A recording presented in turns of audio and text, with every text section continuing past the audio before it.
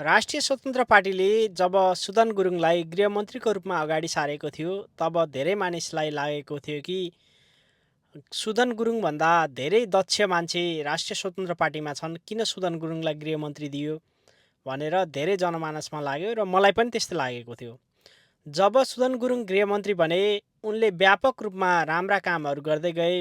व्यापक रूपमा भ्रष्टाचारीलाई पक्राउ गर्नेदेखि लिएर गएर पूर्व प्रधानमन्त्रीलाई शुद्ध उनले छोडेनन्।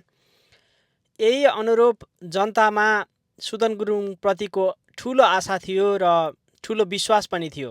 तर भनिन्छ नि, राम्रो काम गर्ने मान्छेलाई खुट्टा तान्ने काम गरिन्छ। त्यस्तै आज 12 भाइ मिडिया मिलेर सुदन गुरुङलाई एउटा कम्पनीको सेयर खरिदको विषयमा तथ्य सार्वजनिक नभइकन भ्रामक प्रचार गरेर राजीनामा दिन बाध्य गराए।